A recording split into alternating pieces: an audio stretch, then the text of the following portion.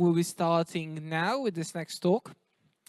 And I do hope you all had a nice break.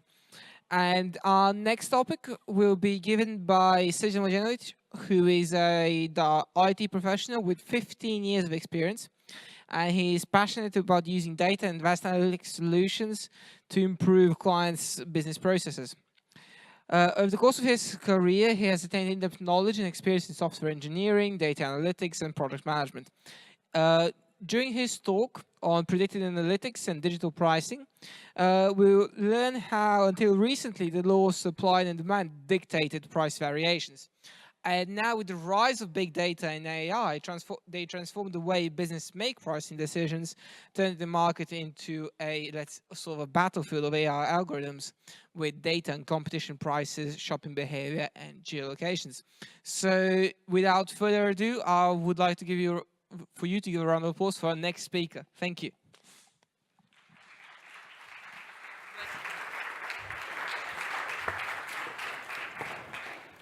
Thank you for coming. Second day, late session, after lunch, after break. So I was questioning about visiting this presentation. Then I see the schedule, but now I think this is really okay. So basically, you have seen my. This is still first slide. You have seen my biography, and they can skip this. Basically, we will discuss today one topic which is, I think, rising during the last decade. It is about dynamic pricing. This is, you probably have meet this dynamic pricing when you have purchasing some items on some e-commerce portals, when you have ordered airline tickets, etc., etc. So this is not a new experience for all of you, but basically this is now becoming inevitable for industries like retail, like travel, as you will see through this presentation, because competition and competition prices is something what should be taken into account more or less near real time in order to set up optimal prices for business. And on the other hand, we as a consumers should be aware about how this pricing is set and what data about us has been used in these pricing calculations. I think also some of you has experience about that even for some same purchase, same item, same time, you have maybe different, you and your friend, you might have different prices which has been offered to you based on your habits, personal data, and generally willingness to pay. So basically, this is a topic which is important for industries to be competitive, and also for us as consumers, because we are not facing as we used to on fixed price, which is basically based on supply and demand during maybe the last 2 or 3 centuries. And now we are switching into area where everything is becoming dynamic, even in brick and mortar stores where we have electronic tag prices, and this is also achievable to change price a couple of times during the day. So this is our topic. We will discuss, this was introduction essentially, so this is illustration about what I have been talking, but I think I have been talking much more than this illustration. And basically, what was motivation for me personally and for my company to discuss this topic and to do some research and to skill some people to be able to use some technologies which are behind of these tools we will discuss later. So basically, motivation was, one was from my private life, because I have one friend who's renting premises through Airbnb. And he was, it was a year ago, he was talking with me how to set optimal prices for his house to get, of course, on annual basis, maximal revenue. this is not generally so easy task, because you have to trade between occupancy and booking rates and prices which you are offering for some certain days. So this is one motivation, and second motivation is coming from our clients, our retail clients. What is interesting? So many of our retail clients have very complex procedures and partially manual to collect data about competition prices for different catalogs, ads, etc. Also, they are combining that data with some vendors to see some trends, visibility of the shops, visibility of competition shops. And they have a problem how to optimize their prices in this completely manual process. In addition, it become even more complex, because many of them also introduced e-commerce portals, and they have a needed ability to change prices much more frequently on their online websites. So basically, this is also one of the problems.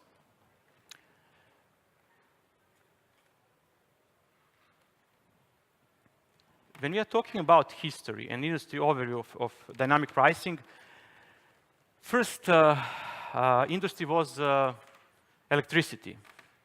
So you know that, especially if you are coming from Serbia, as most of are probably coming, that stability of electricity system is of crucial importance.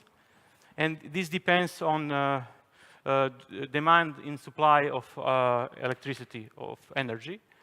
And essentially, so many major application of this dynamic pricing was in something called demand response.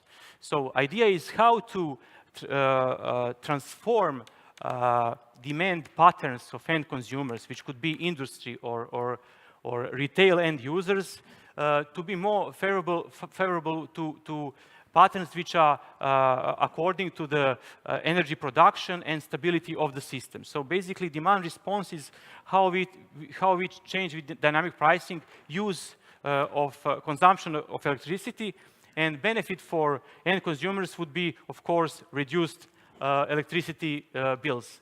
And this is this has been started maybe 3 decades ago for industrial customers. And now it is introduced even for a broader range of end users, retail users, because of smart metering and possibility to change dynamically price on through smart meters on a hourly basis, or even more often. So with this smart metering introduction, this become all kind of a big data problem, because now we have to collect data from all smart meters. So this is essentially IoT devices. And we also want to capture consumer behavior and to offer prices which are based on this behavior to end consumers. So this is transformed from something what was in previous years operational research problem, optimization problem, so purely mathematical, in something what is predictive analytics problem. Second major industry is travel. When we are talking about travel, airline travel is probably the most interesting industry, because you know, if you are buying some tickets, that change of tickets for same, for example, economy class is changing during the time based on seats availability, based on estimation, what will be purchased which are near departure time. So if airline carrier could estimate that purchase will be higher later near the departure, starting prices will be higher at the beginning of the period. So basically, airline industry is introducing this for a long time, and now with I can say with a number of low-cost carriers this market is definitely open, and we can see much and many new products, many new services which are available. So products become more complex. And also, all of the carriers are offering kind of apps where we have to register it in order to get some incentives. In that sense, it is interesting that they are also capable to use our data about our habits and offer us prices which they estimate we are willing to pay. This is that in connection with story from the beginning, that two different people at the same time for the same purchase could get different prices, and this is becoming more and more frequent. Story about hospitality is a story about Airbnb, which I discussed at the start, and we will discuss it in detail more later. And also, when we are talking about too many animations. When we talk about retail, I mentioned e-commerce portals. So this is the most major market. This is generally something what is called algorithm pricing wars between big e-commerce providers like in Amazon or Walmart. But essentially, even smaller players with their e-commerce portals are using some software which is basically could be purchased, which will help them to get and to set optimal prices. So this is becoming a very, very tough game. As an illustration of this kind of tough game, if you interested in evolutionary biology, and if you wanted to buy one book approximately 7 years ago, I'm not sure what was the exact date, it's not important, and if you log it that exact point of time, you can see that this book was worth $23 million. So this is a real situation, which happened in early days of this algorithm dynamic pricing, we can say, wars. Of course, it was a mistake because one algorithm was set to have 10% higher price than the lowest price on the market, and the second algorithm of second retailer merchant was set to be 5% above this price, and this lead to this ridiculous price. I think no one has bought this book, I think. And this needed to be corrected manually by human intervention. So it was the early days. And this kind of algorithm pricing also, and dynamic pricing lead to some questions about is it legal? If everybody or big players are using it, probably it is legal. It is, unless we use some of this data, which you can see here on the slide. And you have to be able to explain to end customers how price is calculated. So what are the inputs and how price is calculated. And of course, you should prove that you are not breaking any competition laws. This is more or less same regulation with some differences in US and EU, and we are more or less aligned with EU regulation in this sense. But controversy comes, and many of questionnaires to end consumers show that almost 80% of the consumers think that it's not correct if they get a higher price than some other consumer at the same time. So the consumers are not feeling very well about this, but this is not illegal. So generally, this is something what is happening, and it will happen. So we will address two topics in more detail. One is regarding this e-commerce.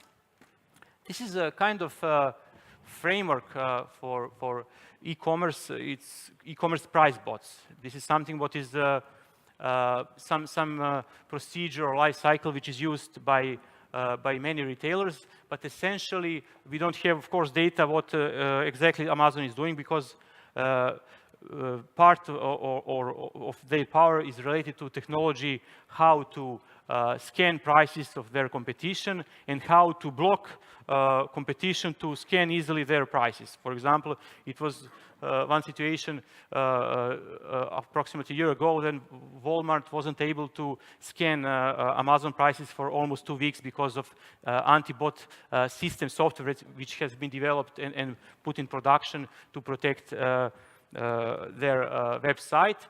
Generally, it is assumed that over 70% of visiting of websites is visiting from bot side to see exactly what is price. So just the rest is human visiting of the site. And generally, of course, prices are depending on strategy, sales strategy, on promotional goals, on inventory levels, etc. But most influential factor is competition, prices of competition. So first step in this kind of procedure is to crawl or scrape data from websites, from competition websites, in order to analyze that data. One way to analyze the data is to try to recognize what is actual pricing strategy which some competitor is currently using. And this is the way and approach where some predictive models could be used to recognize some strategy. Strategies could be, of course, simple or complicated. Simple one could be, I want to scan all data for some item from competitors and to put my price to be as the lowest price on the market. This is, I think it's called low price match strategy, but it could be far more complex, and idea is that from this pricing data and some derived attributes from this data statistics to try to recognize strategy of the competition. Second step is these recognized strategies, with some, of course, models should be evaluated in sense that they are more or less valuable for this recognition. Then these recognized strategies are used and combined with domain knowledge to form some kind of business rules in order to choose some strategy which will be answer on this strategy which have been seen in the market. So it could be some decision table approach. This is also a place where some machine learning algorithms could be used as when we try to take advantage of all data for some period and forecast time series with some additional attributes. And finally, when we find what we think it is a good strategy, idea is to try to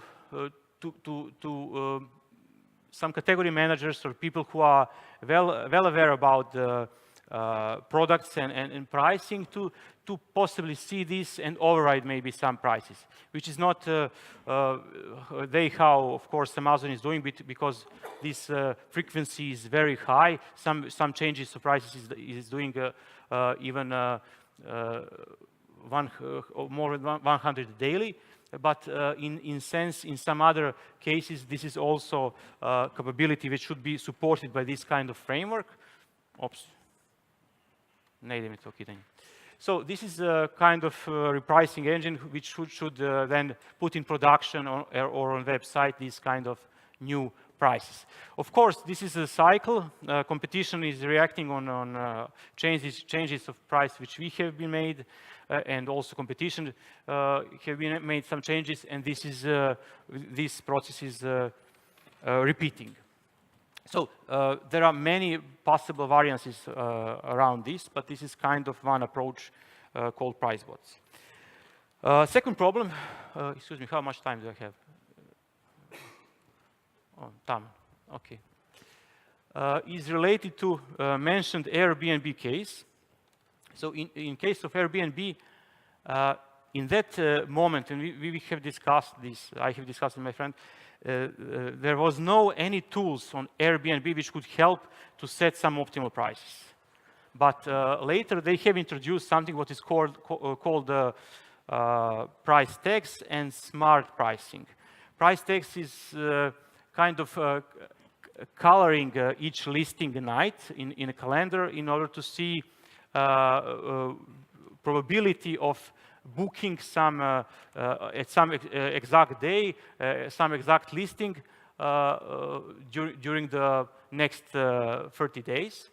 So this is kind of these tips. And smart tax is something. Smart pricing is ability for hosts to put minimal and maximal price, and then some strategy pricing algorithm is proposing price, and if this price is between these bounds, then price is automatically update. So let's discuss a bit more. So this is business session. We just at a glance we'll talk about some possible implementation approach in this. So basically, why this is a different problem than previous, because every house and every offering has some unique capabilities, unique services. You can have house on a tree, or you can have even with house with same number of rooms and etc. Some different characteristics. For example, some house is for kids because it has equipped with Lego toys, etc. So problem is that each listing is something what is not present on the marketplace or on the market in general for some competition offerings. This is one reason. The second reason is related to temporal effects, so seasonality effects, events which could be which has huge impact on reservation and bookings. And also it's hard to predict something what is time when it's time lag. It's not 1 day, but time lag is 30 days, for example. So basically it's more complex problem. And they approach this is something what how they explain these smart options for pricing. They approach this through one model which is made by for demand or booking probability. And you can see some main attributes which have been used for this model for booking probability. They made models for each market, but when they talk what is market, for example, if you have some big metropolitan area, big city, market is something what has more or less similar density of the offerings. So city center would be probably one kind of market, and some suburb areas would be additional kind of markets, and additional trained through additional models. And this is how they try to achieve probability of booking, and this was used as an input to something what is a strategy pricing model. For strategy pricing model, problem is unlike other supervised learning approaches, when we know what is correct outcome, we are not sure what is optimal price for some listing. If listing has been booked for some price, it could happen that it also could be booked on some higher price. So they define some specific metrics for this in order to minimize loss function or you can say maximize revenue function to have some optimal solution. What is interesting, they claim that they have over 4 million hosts, and for each of the 4 million hosts, they have made a separate model. So this separate model is something what is resulted as an outcome in this kind of smart pricing functionality, which I mentioned before. So this is one approach which is maybe best explained. So because this is a business session, and some of you are probably interested in some technical details. I could provide to organizers links and for further reading where something of this is much more and better explained. So you could expand your knowledge about this. And I think I'm right on time. So basically, we don't have a conclusion of this presentation because this is a kind of opening or starting topic for further discussion. But basically, I want to as a takeaway from this presentation, be aware that dynamic pricing is rising. We will meet as end consumers more and more in everyday purchase. And also if we are coming from industries which I mentioned, but not just these industries, which the industries which are mostly adopters of dynamic pricing, you have to somehow find a way to include this kind of dynamic pricing and some kind of automatization in this in your everyday business. So thank you for listening to me. I think I'm on time with this formal part of presentation.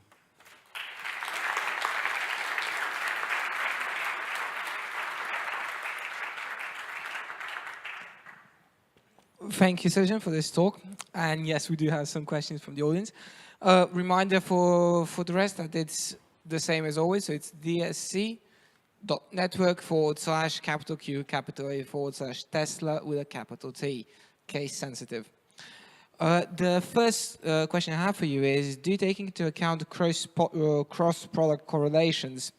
For example, different products frequently bought together as an input to your dynamic pricing models? Okay, as I said, so question, I think is you. Yeah, I can read it again if you want. So do you take into account cross-product correlations? So that will be different products frequently bought together as an input to your dynamic pricing model? Okay, so what I have explained here is kind of a framework. So a different final implementation is possible. So question is essentially related to in market basket, we usually buy some products which are connected, and in that sense. So when we are talking about this framework, this kind of repricing engine should include these correlations. Also, some external data from vendors like Nielsen, etc., will be used here to do some final repricing. So this is basically this part of the solution where this fits. Thank you. And moving on, how are you storing the time-lapse data? Are you aggregating the series into time segments, and is the slice and dice functionality available? Okay, so again, this is a framework, and in that sense, what is important for storing this kind of prices, we need some data store which is not too expensive, because there could be many data here. So basically, time slicing part could be also part of repricing engine. Then some category manager want to search some data and some changes which could be made on this data. So basically, again, this is a framework. Considering all this and considering now with GDPR and this climate that we have of storing data, so is this framework legal, and how can you deal with potential, let's say, bans of the data that you have? Okay, I addressed, of course, very on a high level and briefly what is legal in that sense. So basically, important is that we are not using data like this ethnic origin, religious beliefs, health and sex life. If you are doing pricing and offering to customers price, which is basically done by automated profiling, not just machine profiling, we need explicit consent of that customer. So for that sense, we need kind of terms and conditions. Then customers are logging on our website in order to be aligned with these requirements. Rest of the questions. So. How can you deal with potential ban during scrapping the competition's data?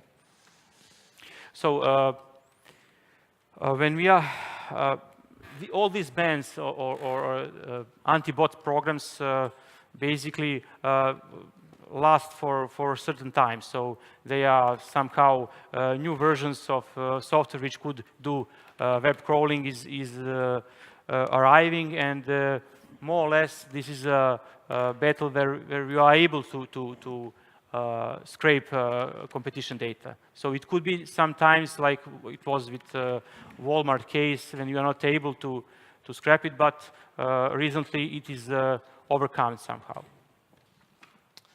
Considering we have a search bubbles, news bubbles, do you think that dynamic pricing can influence in creating habit bubbles?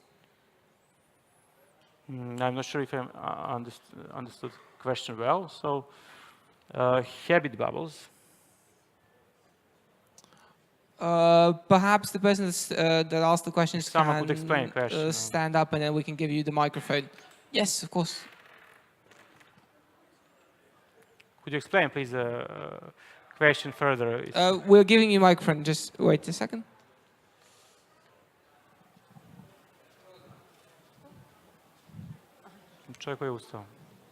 Wave, please, for our volunteer to find you. Yeah, I could not come up with the right terminology. I just had to ask the question. Habit bubbles in the sense purchasing habits of people or certain products or certain way of life which is influenced by the products you purchase, which is influenced by the pricings you are giving to that person based on certain aspects. So you are reinforcing something that is around.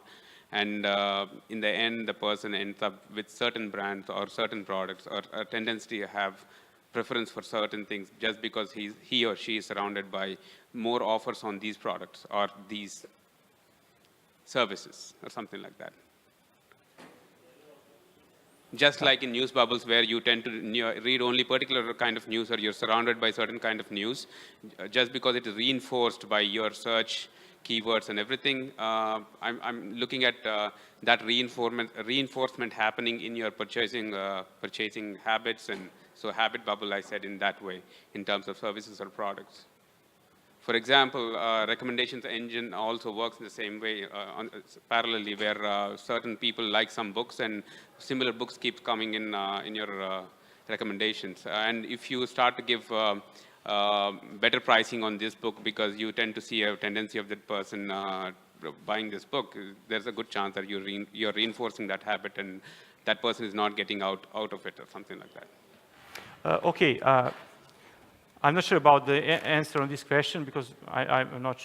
I think no one could be sure about that, but just my opinion. So basically, when we are scrapping new prices and recognizing strategies, if something starts to rise, so all competition strategies about some rising price will also take this into account. So it will probably happen some bubble about this demand for some product and about some price for this exact product, because all this framework is based on relations among competitors. So I could expect that this will happen. So it will be bubble about some specific product, specific brand, and in that sense, yes. Okay, thank you. Thank you. Thank you. And I think with this question, we are ready now to conclude our talk. Once again, I would like to thank Srdjan for his speech, and on behalf of the conference, I would like to give you the certificate of appreciation. So, here you go. Thank you. Thank you.